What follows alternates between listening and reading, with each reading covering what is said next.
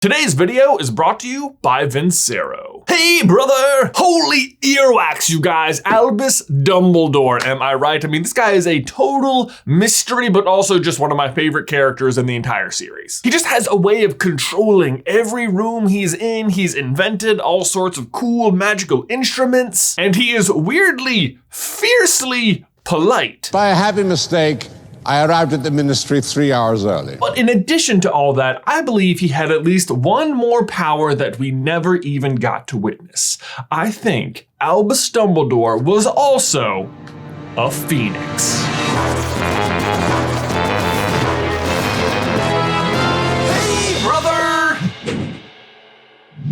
Guys, before we begin, I need to give a huge thank you to today's sponsor, Vincero. You guys may be aware that Vincero is a longtime supporter of the channel, and we are longtime supporters of their watches. In fact, I am presently sporting one of their newest releases and one of my new favorites from the new Altitude collection. The build quality is just fantastic. The color schemes are simple, classic, and understated. It's just spectacular. And today is exciting because Vincero is celebrating their 5-year anniversary, which means they're having the biggest sale of the year. You can get up to 25% off of any watch on the site, no exclusions. The sale is going on until August 18th, 2019. So if you want to get your hands on one of the brand new watches, including this awesome Altitude watch, you can head over there today at vincerowatches.com/SCB. Link is in the description down below. Okay, so as does the life of a phoenix, this idea first came to us as we were inspecting the weird relationship between Albus Dumbledore and his favorite kind of magic.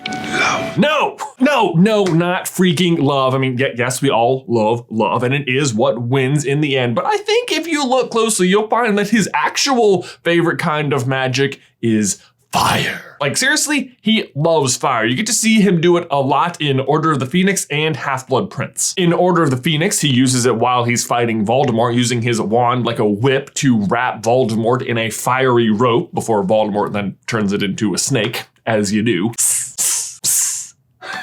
Then in Half-Blood Prince, we see him light Tom Riddle's dresser on fire to prove that he's a wizard, and then summon a massive inferno to fight off the Inferi inside the cave. But it wasn't just his weaponized use of fire that intrigued me. Fire is also often used to describe just Dumbledore's features in intense situations. Just listen to some of these descriptions. His blue eyes were blazing. His eyes were blazing now. His eyes were blazing once more. You know what else blazes?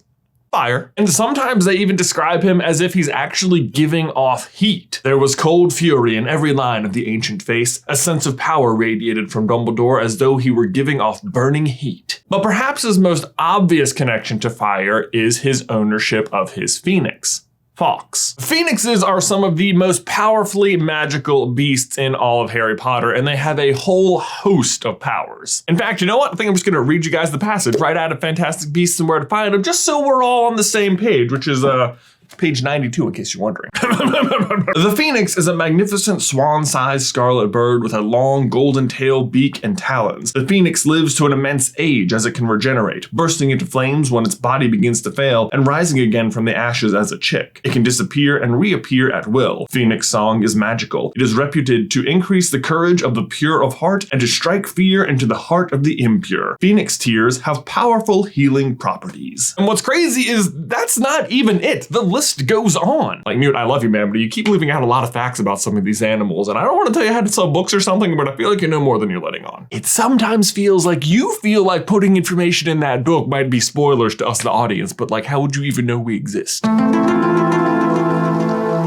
Anyway, in addition to regenerating, teleporting, having a magic song, and having magical tears, Dumbledore also tells us phoenixes can carry immense loads, their tail feathers can be used as wand cores, and they make extremely faithful pets. And he says faithful in italics for some reason. Like, what does that mean? What are you trying to tell me, J.K. Rowling? What is this? Faithful is also an interesting choice of words here because despite possibly being really faithful pets, the act of making them a pet seems really difficult difficult. I think to date, so far, we know of just 2 domesticated phoenixes, the one for the New Zealand Quidditch team, and then also, of course, Fawkes and Dumbledore. But regardless of all of their powers, the thing they are definitely most known for is being able to regenerate through fire, which is why I found it curious that Dumbledore's favorite kind of magic also seems to be fire. But the more I kept digging, the more I kept finding, because it's not just the use of fire that Dumbledore shares with the Phoenix. The more I looked into it, the less it seemed like he just had a good relationship with his Phoenix and more like he himself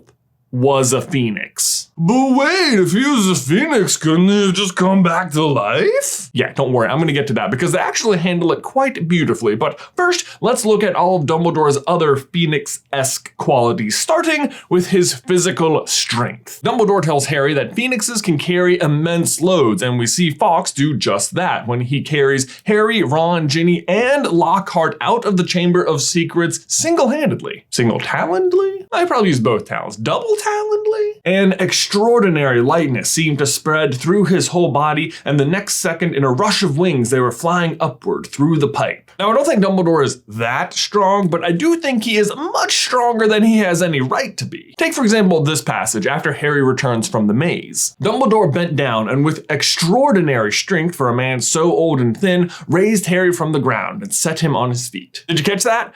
Fawkes makes Harry feel extraordinarily light, and Dumbledore lifts Harry with his extraordinary strength. I mean, coincidence? No, I really don't think so. And it only gets better. Next up is Phoenix Song. There are several occasions upon which, upon hearing Fawkes' song, Harry feels more courageous and emboldened. When Harry is dueling Voldemort in the graveyard, the wand chorus begin to sing, and they make Harry feel more brave while Voldemort more frightened. Then, when he gets back from the maze, the Phoenix let out one soft, quavering note. It shivered in the air, and Harry felt as though a drop of hot liquid had slipped down his throat into his stomach, warming him and strengthening him. And then, of course, Fawkes is also singing at Dumbledore's funeral. Dumbledore himself states very early on that music is a magic beyond anything they teach at Hogwarts, and while we never see him personally sing, we do see him recreate the effects of Phoenix Song elsewhere. Notably, when he arrives at the Ministry to help Harry out with his court hearing. A powerful emotion had risen in Harry's chest at the sight of Dumbledore, a fortified, hopeful feeling, rather like that which Phoenix Song gave him. And again when he visits the headmaster's office after he finally defeats Voldemort. Tears were sliding down from behind the half-moon spectacles into the long silver beard, and the pride and the gratitude emanating from him filled Harry with the same balm as Phoenix Song. The same balm! I mean, it's right there! Speaking of, it is beyond me why no one has thought to sell Dumble-Bomb yet. Great for chapped lips. But actually, let's go ahead and give that last quote double points because there was another power hidden in there. Did you catch it? Tears were sliding down from behind the half-moon spectacles. Tears as in Phoenix tears. Ha! And you were all just sitting there at home like, good luck figuring out the Phoenix tears, Jay. Dumbledore never cries on anybody's wounds. And yes, I know it is a portrait crying and not the real man, but I don't know what to tell you. The effect is there. It's the same. Moving on, let's tackle one of the easier ones. Phoenix live really long lives. Now, Phoenixes are able to accomplish this via the whole rebirth thing, but either way, Dumbledore is exceptionally old. What is he? 150? Give or take a few years?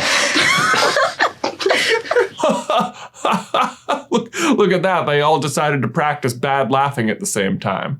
What's worse is it wasn't even scripted, But actually, Ron, he's not 150, he is 115 when he dies, and even then it's because he was murdered, not because he was sick. I mean, he did have a curse, but minus the curse, he definitely seemed otherwise healthy and would have just continued on living a very healthy life. That said, I'm not personally sure whether or not wizards just tend to live longer lives because of, magic, but I always got the feeling that even amongst wizards, Dumbledore was exceptionally old. All right, what else we got here?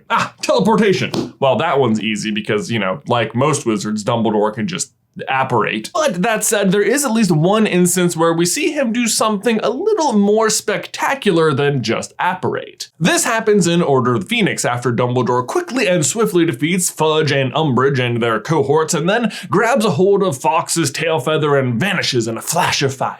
Now, I've always just assumed this was just a power Fawkes had, and the fact that Dumbledore traveled with him was just part of how the power worked. And maybe that is all there is to it. But as it stands, we don't have any other examples of Fawkes bringing a human along with him when he teleports. In fact, we have exactly the opposite. I mean, if he could just teleport other people with him, why does he physically carry Harry, Ron, Ginny, and Lockhart out of the chamber rather than just like poofing them upstairs? So it is at least possible that Dumbledore is unique in his ability to travel with Fawkes via the Phoenix Flash, which, oh my god, that's a really good name. Phoenix Flash, but you spell Flash with a PH.